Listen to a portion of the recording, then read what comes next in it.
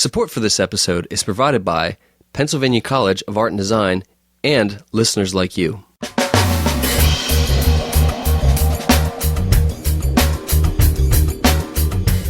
Welcome to the Lancast. I'm David Moulton.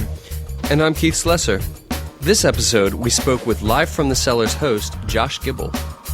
It seems like house concerts are getting more and more popular these days, and Josh tells us about how he got into the scene.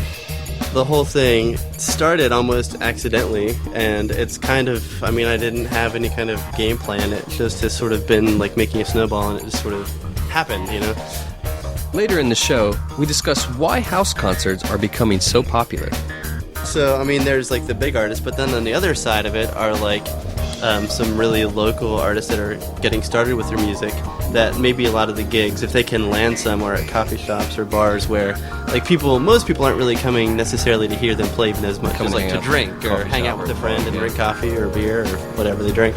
So it's like for them, for those artists, like a house concert is a place where people are actually like the music is at the center, and it's like they're not pouring out their heart in these beautiful songs to like some drunk guys at the bar. It's like, you know, they can like the music can really be heard. Enjoy the conversation. Mr. Josh Gibbel, welcome to the Lancast.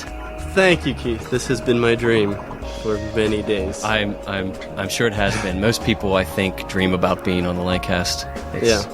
Fantasize even. Fantasize, yes. Yes, they have. Never mind. So, well, we're here to talk about Live from the Cellar, as opposed to Live at the Hub. No, right. But Live from the Cellar. I understand you said that if we said Live at the Cellar, you would slash our tires. Right, yes. I actually am sending someone right now to slash them because you just said that. Because I just suggested right. that someone could say that. Right. So weird. He controls it all from his phone. Yep. I know, it's pretty cool. He's just like pushing buttons and Yep. Got people. I know when I go out there, my tires are going to be slashed. It's okay. I have people too. They're There's kids. And I have kids. Yeah, your kids don't count as people, okay? Edit that out if you want. So tell us what is Live from the Cellar? Well, the other day, I was rappelling off the convention center in a sombrero, and, no, wait, what did you ask? No. Wait, Live from the Cellar? Yes. Yeah. Right. All right, I got to refocus here. Live from the Cellar is my personal cellar. I live above the cellar. Oh. And earlier this year, I started having house concerts, having people come in and play their music for people that will come and listen to it. And it's been a really fun little thing that has drawn some people out, and it's been really cool to be a part of. So. You actually had a fairly decent name in there. I don't know, he hasn't been yet. David Bazan? David Bazan, yeah. Yes. That was pretty exciting when I saw that, and I couldn't get tickets because I wasn't fast enough. Right, yeah, they sold out in like 20 minutes. And there's a secret to getting David Bazan to play somewhere, is you need to kidnap tweet one of his children and... Right, okay. That's what I was going to say. You kidnap one of his kids.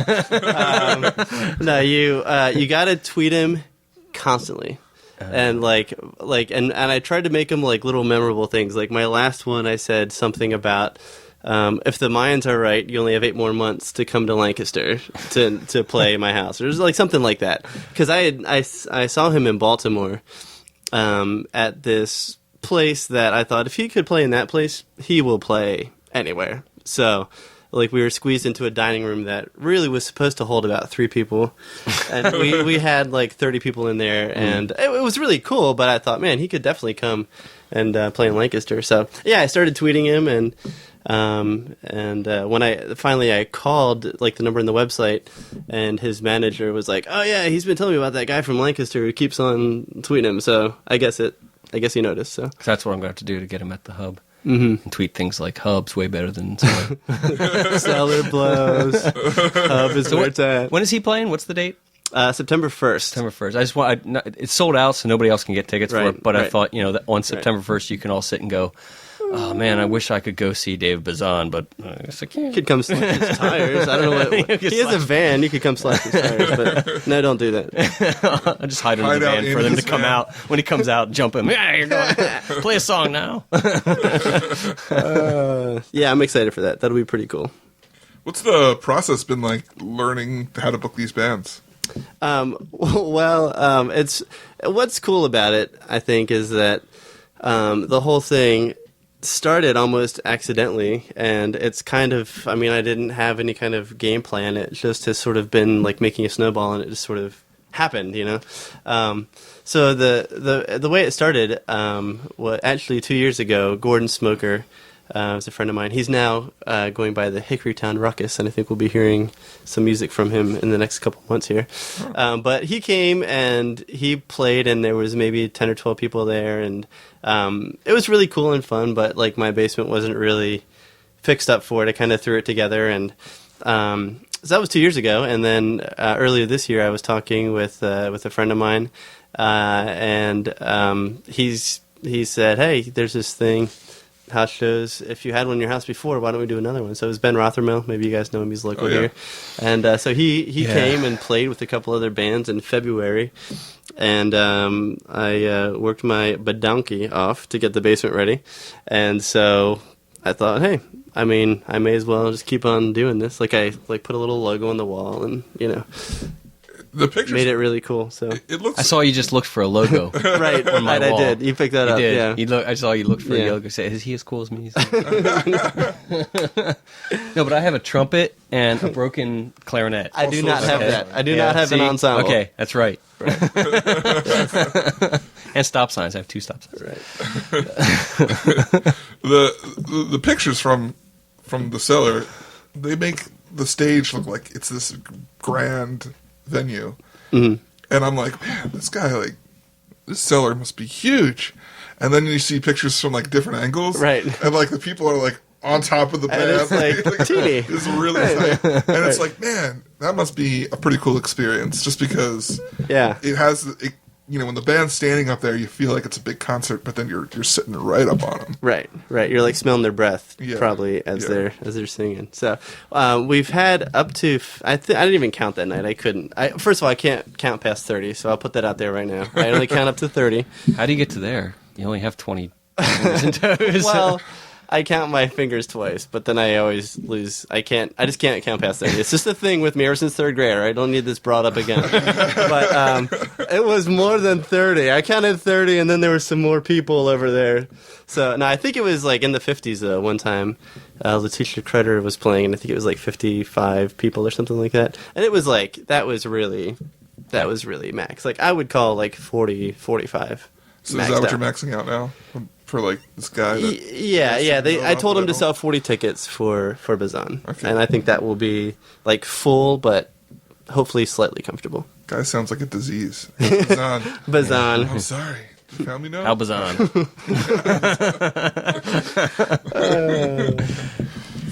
So anyway, it's repelling, and And the Mexican my police just... Speedo caught on this nail that was sticking out of the. Well, that's a different story though. So forget that.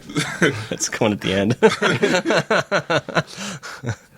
So you've been to a couple house concerts before you started doing them. I mean, did you feel that was starting to influence you, or was it really Ben Rothermell that pushed you over the edge? I gotta say it was Ben Rothermell, because the Bazan show I went to was after Ben was playing. So like while I was working my badonkey off on the cellar, excuse me, we were getting stuff set up with Ben, and then I saw that David was playing in Baltimore like a month later. So it was in the whole process, and I'm like, oh cool, then next month I get to go see David Bazan, and then so yeah, I don't know. Ben Rothermell is really the one who kind of helped me have a vision for what it could be. So, And you weren't just easily influenced by others.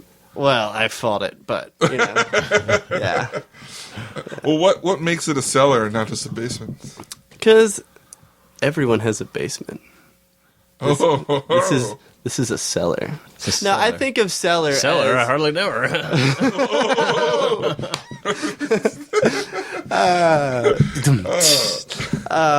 I think of a like if someone's like, "Hey, come down to my basement." I think that maybe there's going to be carpet and drywall, and maybe even some Or little dead bodies. or maybe. He would have come down to my basement. Not Come into anymore. my I'll see you basement. later. I don't even know you.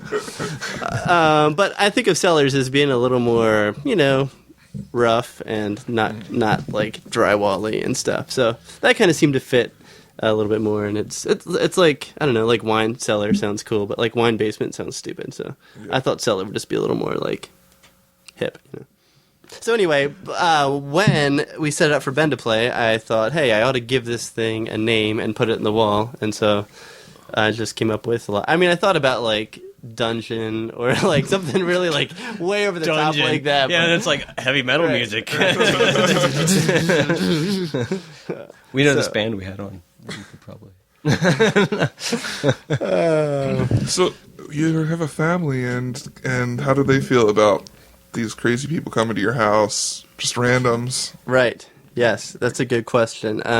Well, definitely the Cellar was more of kind of my baby than my wife Kelly's, but it really obviously impacts the whole family a lot. So Kelly has Since then moved out. And... I think, yeah, right. But it's cool. I mean, I eat tacos all the time, and, like, lots of beer, and it's a little sad and late at night, but there's Leno.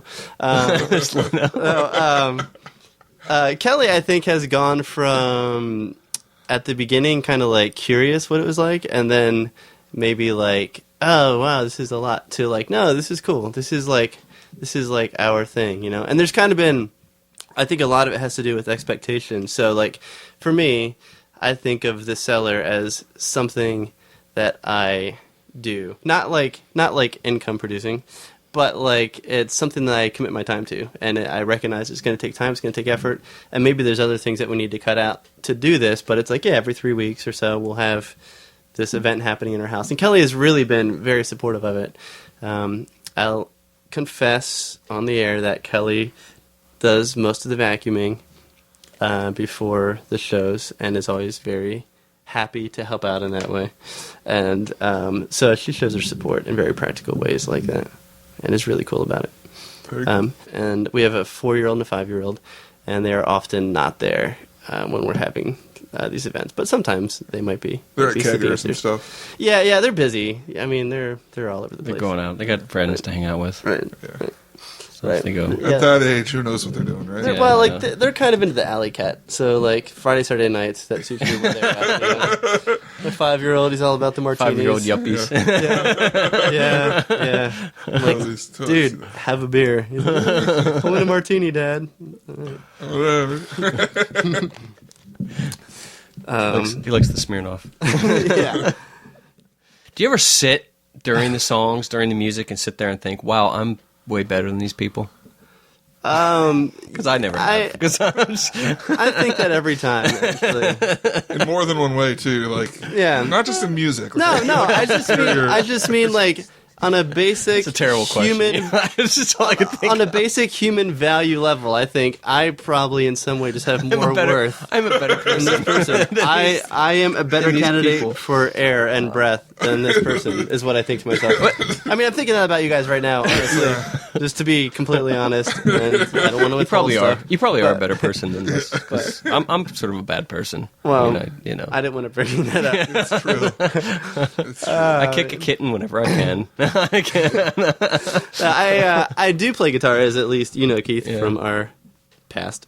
And Did you guys date for a while? well, I didn't want to. we don't bring like to talk about it. It always comes up. It's in history. It's in history. Anyway, He just, Josh, he was a different guy. He wasn't ready to commit at that point. So Right. I wanted to have babies. settle down. And then I found a lady, and that was it. I do play guitar, but Josh was a lady this- to begin with. oh man, if it wasn't funny, I'd be really pissed right now. It's funny, so I can't be mad.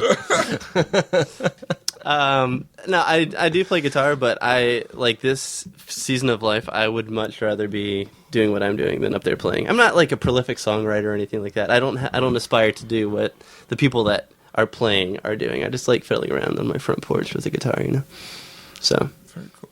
yeah. Well, now seems like a great time to head to break. When we come back, we're going to talk more with Josh Gibbel. All right.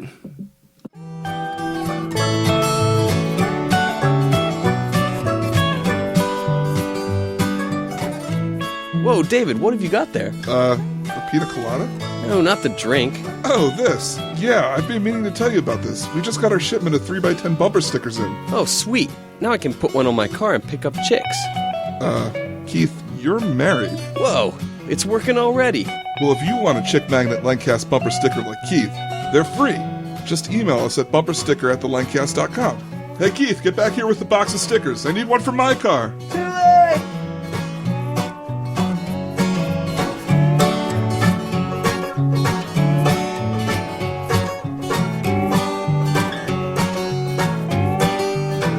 And we're back on the Lancast with Josh Gibbel.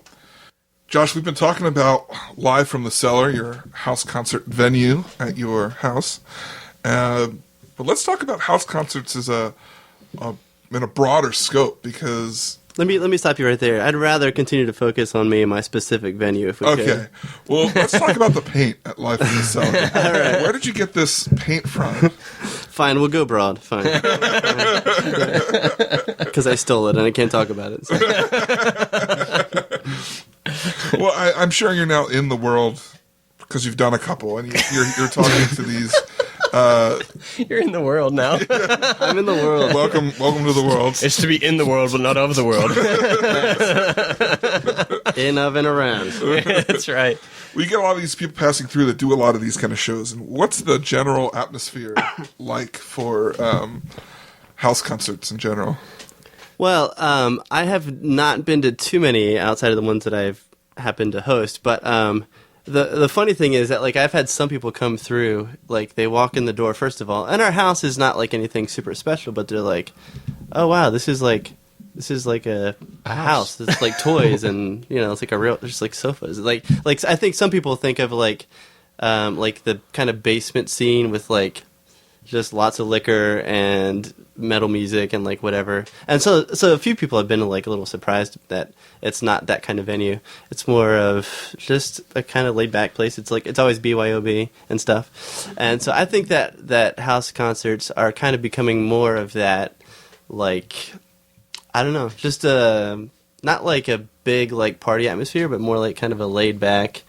Everyone who's there, I think, most of the people that come can appreciate that kind of music, and so they're there because they want to be there and they're happy and comfortable in that environment. Like talking to someone that they don't know, for example, you know, like Right. It doesn't tend to draw like real introverted people and whatever. It's kind of like people who are like, hey, this is cool. We're at someone's house, taking in some music, drinking a beer, and it's just a fun Stealing time. kids. Yeah, stealing whatever. kids. I mean, Does anyone ever throw their underwear at the...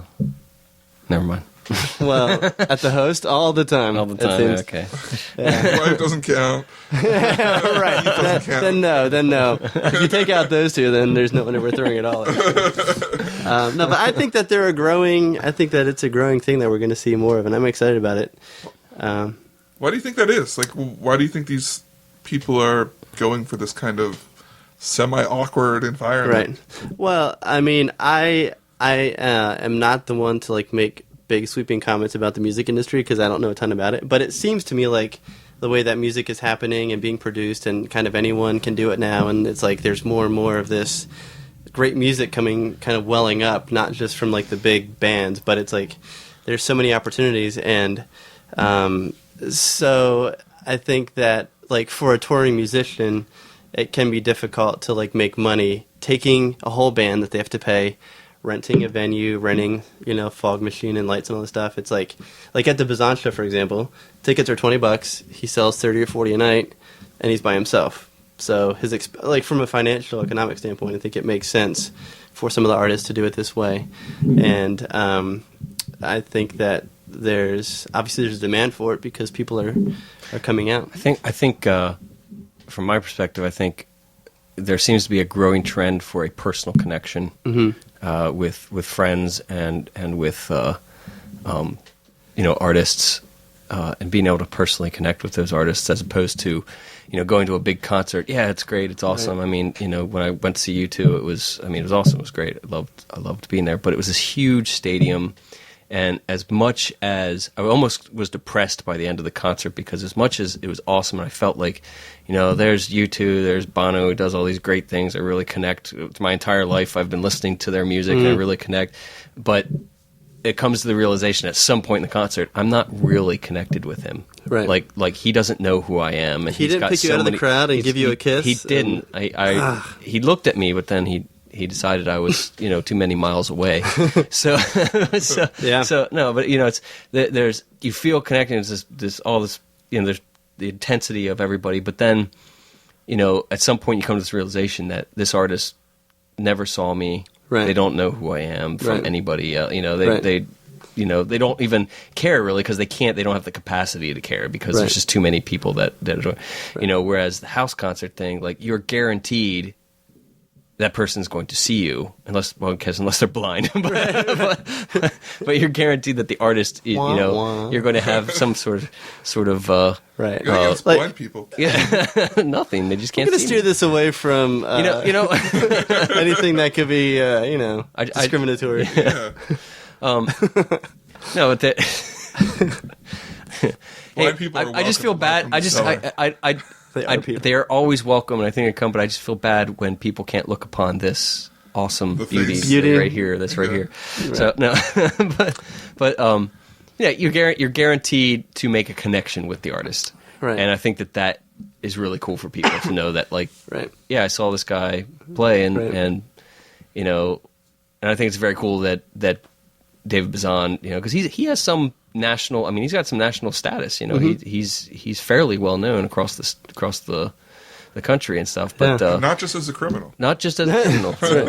But when I saw him, actually, I got to ask him some really pointed questions. That some of them I felt a little risky. Like, can I ask this? But I'm like, yeah, what the heck? I'm in Baltimore. Like, whatever, what's going to happen? He's going to say no.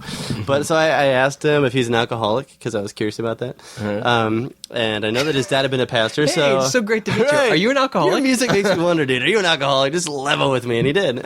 He's not anymore. And I also asked him if I knew his dad's a pastor, so I was just curious, like, dude, like, did you start out like leading worship and whatever? And he told me that whole story, and there was a couple songs that different ones like piped up, like, hey, what was that song about, and just really cool. He ended up talking almost half the time, but it's like all of us were cool with that because we can listen to his CD anytime, right? But the opportunity to like hear his stories and kind of his perspective on things is really unique. And so yeah, that's definitely a really cool aspect that you don't get in the big stadiums. Yeah, I'm sure the artists are more down to earth too. Like, you probably don't get a lot of big-headed people in a house concert, right? Right. Because otherwise they'd be lowering themselves. Feels like more legit, like it's kind of like they're working for their money because they're working every night and playing, and they're not really getting paid more than what anybody else is getting paid. If anyone should have a big attitude, it's us, the listeners. Right. That's right. Right. Be like, especially, you're playing house concerts? You realize I paid to be here? Yeah. But and I think that also, I mean, there's like the big artists, but then on the other side of it are like some really local artists that are getting started with their music, that maybe a lot of the gigs, if they can land some, are at coffee shops or bars where like most people aren't really coming necessarily to hear them play even as much as like to drink or hang out with a friend and drink coffee or beer or whatever they drink. So it's like for those artists, like a house concert is a place where people are actually like the music is at the center, and it's like they're not pouring out their heart in these beautiful songs to like some drunk guys at the bar. It's like, they can like the music can really be heard by what if the song was written for drunk guys? Well, then they ought to be in the bars playing it. Or we got to bring more alcohol to the cellar. One of those two. I don't know. Kind of switching back to Live in the Cellar. How do you deal with heat? Because I know one thing at Live at the Hub is it gets hot in here. I mean, we try. Right. Keith tried. Well, for one thing I did, and I try not to brag about this, but I did put in a small water park on one end of the basement. So got like a slide into a pool of water. People are, while they're playing, people are doing that. But a logo and a water park. Yeah, I admit I do have a water. It was a little expensive, but I'm glad I did it now. He used Time Lord technology to. My kids use a water park all the time, so they love that. But no, our house does have central air, so that helps. So what I do is I usually close down some of the vents to the upstairs and try to crank as much air. Actually, that show that we had like 50 people, it was like the first time when it was kind of warm, and I tried this stupid maneuver with like 2 fans, like blowing air in one window and then out another one, but it totally flopped, and we were just all sweating our badonkies off down there. Yeah. It's my word of the night for ass. Badonkies. So we were. I noticed earlier that you didn't have a badonki anymore. Yeah, I sweat it off. I sweat. I was like, I remember him having a much bigger badonki in high school. I sweated. But that was an epic fail. So then after that, I'm like, I just use the AC and open the vent, and It works better. way better. Yeah. Crazy how that works. Nice. So Nice. yeah, I probably would sweat anyway. yeah. I mean, I would look at you and be like, sweat. Look miserable in your basement. yeah, it's not crisp down there ever, but it stays cool enough to be Bearable. Right. Yeah, bearable, definitely.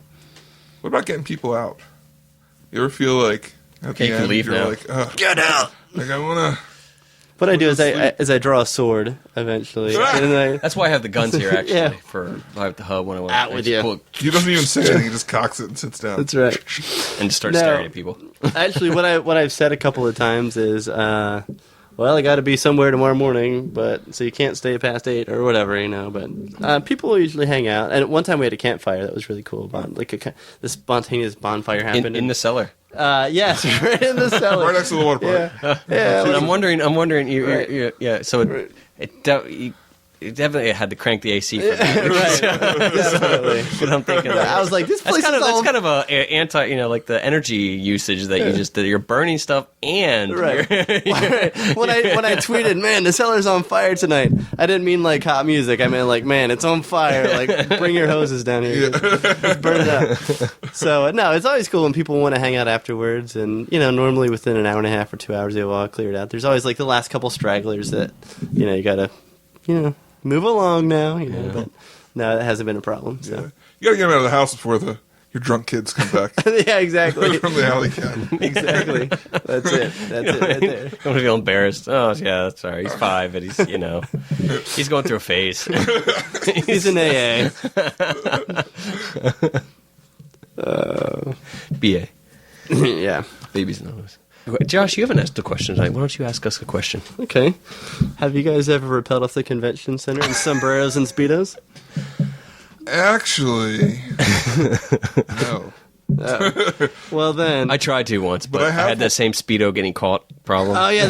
It's on the, I think it's on the 17th floor. There's that one it now. gets caught, Like, just rips it right off. And then Right. you don't want to go down all the way there Right. because then you might get caught for indecent Right. exposure. Right. Then it's illegal at that point. Right, And I'm not yeah. into illegal No, things. yeah. I have walked out of the convention center dressed as Santa, but I have the same Speedo getting caught on the convention center. It's weird. It gets caught in the mail somehow. Who were you Santa for? City.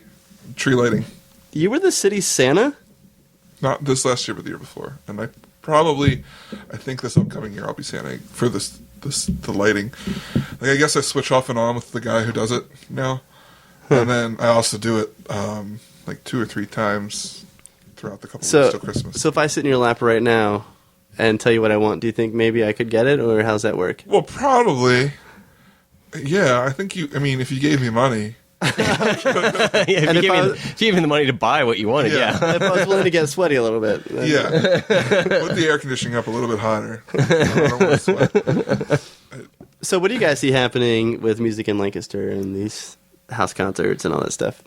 You talk to other people? It's gonna reach a limit and then just kind of explode. That's how the zombies start. More of like a more of like a kablam or like a Kaboom. kablow or Like a kaboom? Batman boom! Like, Whoa. Like it comes out at you. Awesome. I like Pow. Right. Yeah. Yeah, like that kind of Scary explode. Awesome. No, I mean, I don't know. Like, Lancaster's gotten a real reputation for music. It's kind of surprising. Like a good reputation, A good not like a reputation reputation. like your not like a reputation like that girl at school. We know. or like a national reputation, like this Benzine guy. But Bazan. Bazan. this coding guy. Yeah. Coding guy. But no, seriously, like it's becoming a destination for it, and it's kind of. I mean, I guess to a point, the Chameleon kind of has been, but more than that, like our local stuff is becoming. I think the Chameleon's always been like a national place for national acts and stuff like that, but the Chameleon has become almost too informal, too business. I think for a lot of people. I think you just said contradict. You said it's too informal. It's too business. Too formal. I meant too formal. Too much like the normal venue, you know, with the where I don't like hot things. This is not hot enough. that's what he said. Well, sometimes it gets pretty hot in there, but you know, it's just hard for a band to come and make any money there because you have to pack out a lot of people to make any money there because the Chameleon's taking a cut and they're taking some of the money because they're a business and they got to keep running. Whereas the house concerts, it's not. Most of the house concerts, it's not about making money for the venue. It's about making money for the artist. Right. And so I think that a big part of why house concerts are going is because the artist, it's a better way for them, like I said, just to make a living because they can make more. They're doing smaller concerts. They're getting smaller amount of money per concert, but they can do a lot more of them. And they can. It's a lot easier. There's not the whole, like you said, they don't have to have a whole band traveling with them. They can just drive. They can do it in like a little minivan or even you know, like a little sport car or something. They can drive. They can do it on a motorcycle depending on who they are. Yeah, I mean anything. Seriously, they can do this tour because it's just them and their instrument. You know, and so you know, I think that's the biggest draw to it is the artist. You know, sort of, it's almost like going backwards, back to like an older time when before they had these huge, you know, stadiums and big venues to play at with sound system, where you had to have a sound system for anybody to be heard. It's becoming more, you know, the way the musician used to travel, where they just traveled around and got paid to play for people's enjoyment. Or like Pa with his fiddle, busting out the fiddle for his little half pine in Little House in the Prairie. Yeah, there you go. Just in the living room, making music. Looked at me, this little half pine over here. I was like, whoa. This little 50-gallon over here. I would like to say one thing, though, to whoever's listening to this. I do put out a house tips jar. It's actually a little paint can that says house tips on it. And last time there was a very generous donation. I want to say thank you. Whoever slipped me that $1 bill. I really appreciate it, and it was a really actually a bunch of people gave you a $1 bill. Was that one person that got change? No,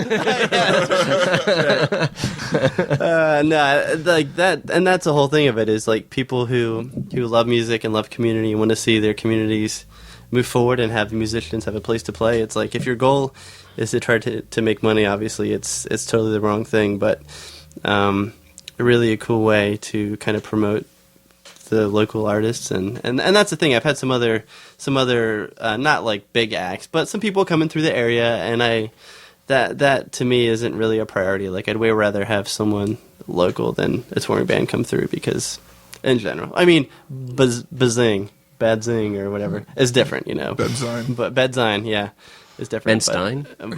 Bueller. Bueller. So Josh, if someone wanted to know more about Live from the Cellar, yes, and wanted to just contact you and just chat with you, yeah, where could they go to do that? Well, I love to text and talk, and my phone number is 717-468-2282. 717-468-2282. Call me or text me. We're also on Twitter at the Cellar 717. That's our area code. Okay. Real tricky. The Cellar 717 on Twitter, and then Facebook, and you search for Live from the Cellar, and there's the page on there. But if you're listening to this before July 27th, St. Narcissus is playing on the 27th. It's a Friday night, so it's going to be really cool. It's going to be fun, and right around the time this airs, I believe. So, yeah, call me, tweet me, whatever. It's on the Facebook page. Cool. So. Now you got that number, ladies. 468-2282. Josh, thanks for being on the show. This was really, really awesome. Thanks for having me. So. We hope you've been enjoying the Lancast. This episode was produced by myself, David Moulton, with show notes by Keith and Lauren Slesser. All pertinent links to this episode can be found in the show notes at thelancast.com.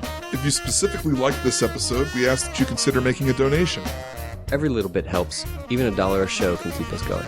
If you'd like to help support us, you can do so by going to thelancast.com/donate. And don't forget to subscribe in iTunes and tell a friend about the show. So, for the Lancast, I'm David Moulton. And I'm Keith Slesser. Asking, are you in the cast?